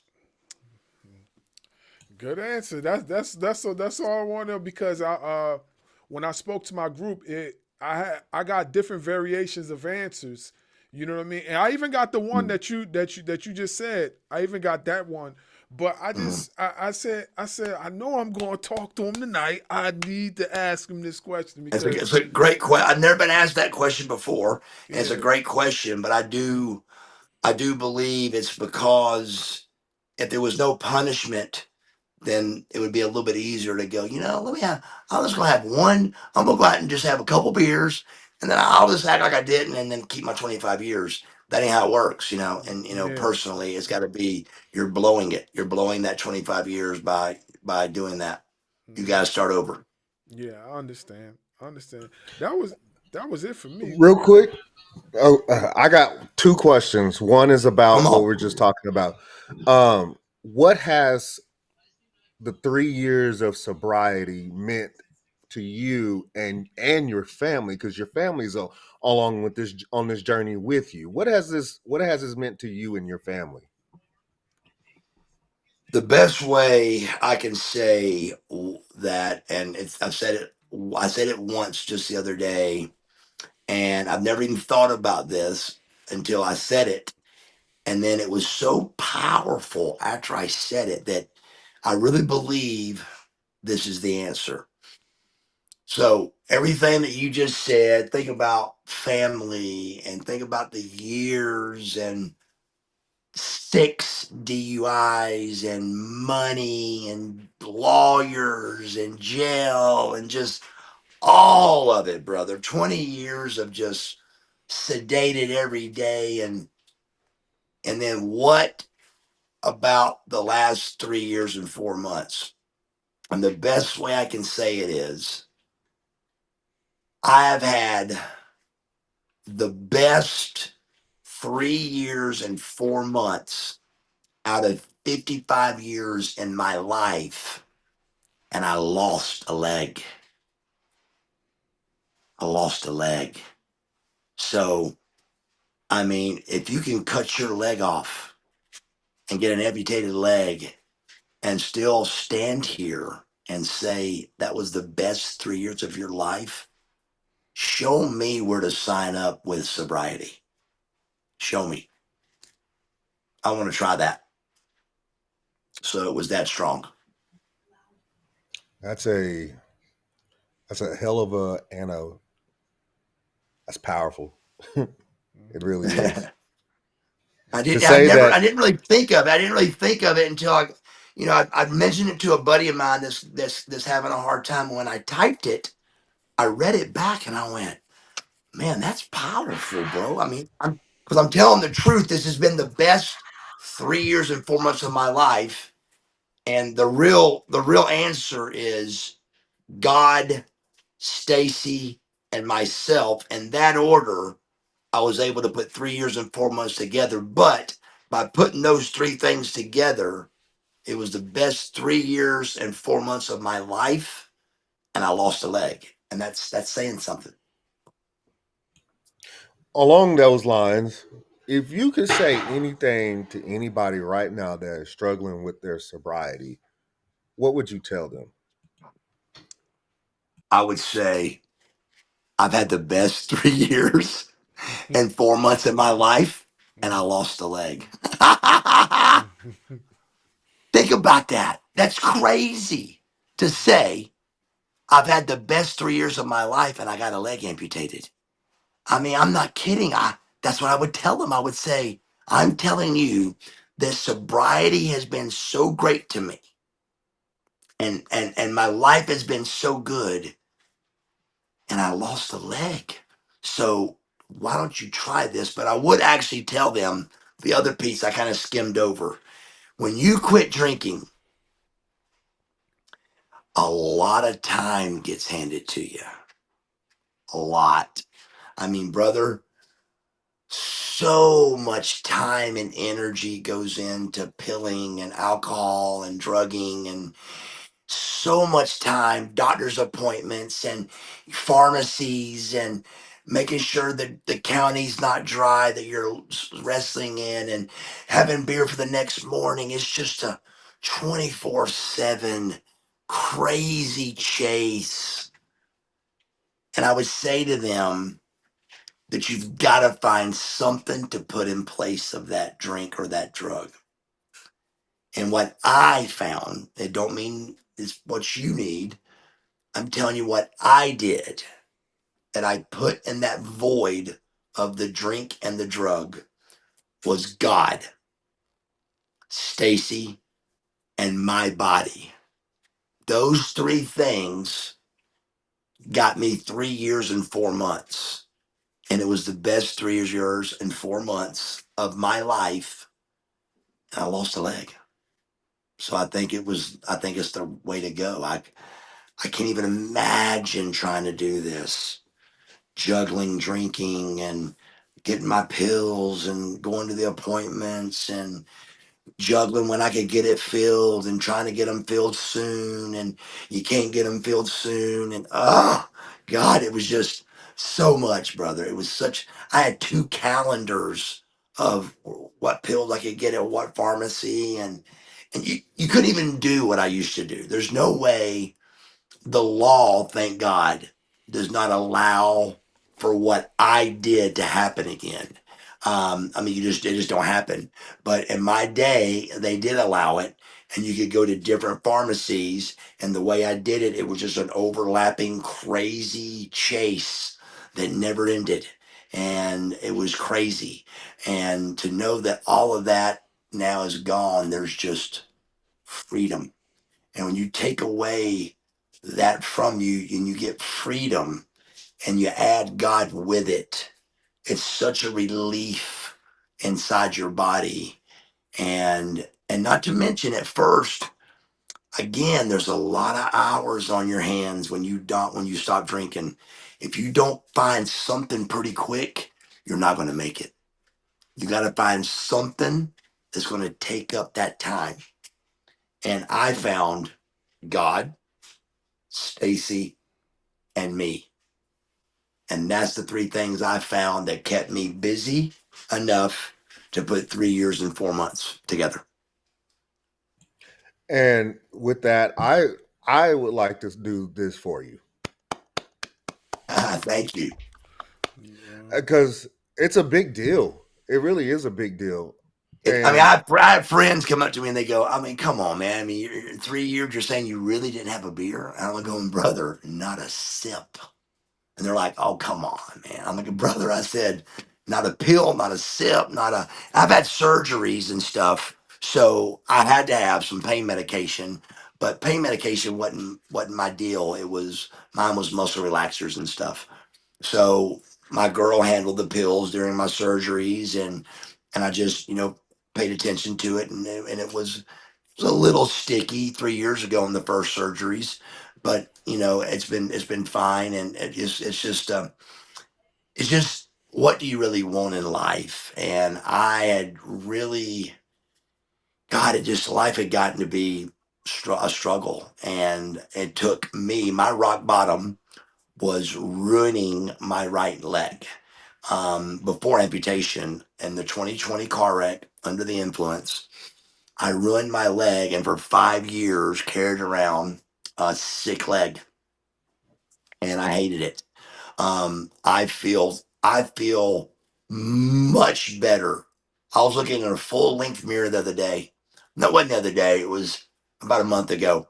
And I'd taken my leg off to go to bed, and I was looking in a full length mirror. And it's the first time I've looked in a full length mirror that I felt good about Mark Bagwell again. I mean, like, because the sick leg was off. I'm standing there with no leg, and I felt better in the mirror with no leg than looking down at that sick leg.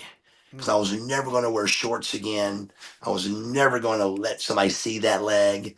So now I rock my prosthetic leg all day long. I love it. I roll my pants up, let everybody look at it. I love it. But I was never going to let anybody see my sick leg. So I got a whole new life with this leg, and I love it. Well, Mr. Bagwell, is there anything that you would like to plug in, talk about real quick that you want the fans to know? Yeah, always. First, I want to say thanks to all my fans out there for just staying with me through all of this journey. And anytime, I always think about a cameo. I got to do cameos a lot of times. Cameo.com. It's a wonderful thing if you want to get a happy birthday to somebody or a Merry Christmas. I do a lot of cameos a lot of times, so reach out to me to get a cameo. And MarcusBuffBagwell.com is a good thing. You can get my action figures, and you can buy top hats and all that. And then also, Marcus Buff Bagwell at Gmail is my personal email address, and we're doing a little a two buy two get one free action figures on my action figures right now. So you got two different action figures, but you can get two and get one free.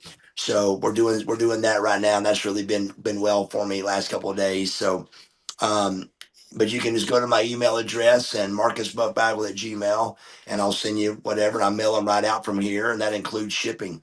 So just check it out, man. Everything's going really good. So, we always end our show with this one question. If you could see anybody on Ring Ropes and Turnbuckle podcast, who would it be? But Buff Bagwell has to help us get that person on the show. Ooh. Well, in that case, Lex Luger. You could help us get Lex Luger? I could. I mean, he did a couple for me before, so I could ask him for sure. I would. I said. I was I about to was say. going to. I was going to say We The would love Rock. that. I was going to say The Rock, but I Yeah, can't get The yeah. Rock. Yeah, that guy's too So Hollywood for us right now. yeah, he's too big, brother. But I could get Luger. I think Luger would do it.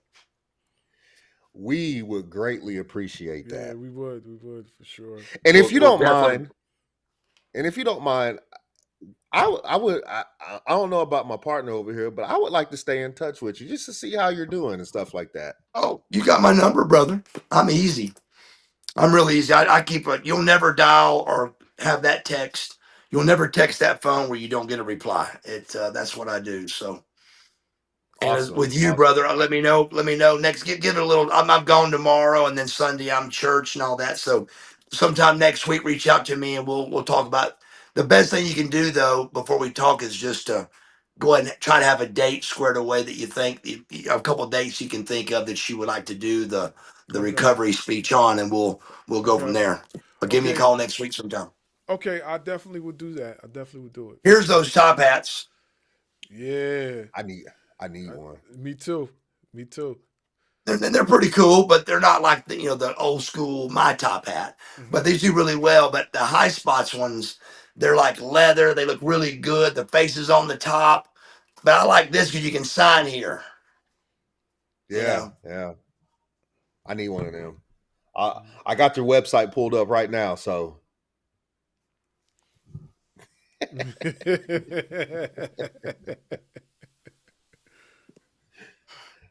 I enjoyed it, guys. All right. We really appreciate you coming on. We are huge fans as kids. Like I said, I remember I could close my eyes and see myself in the mirror, thinking I'm Buff Bagwell flexing in the mirror. So this has been huge for us.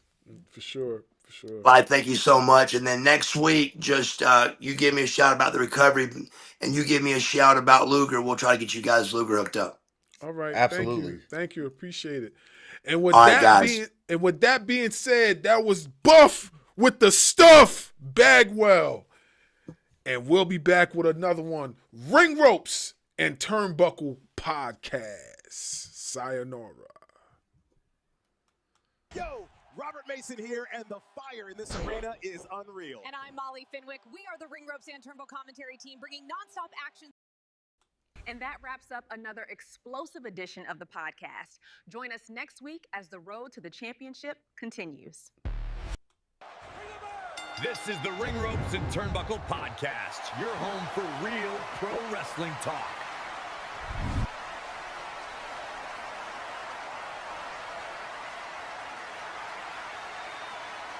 Make sure you hit that subscribe button.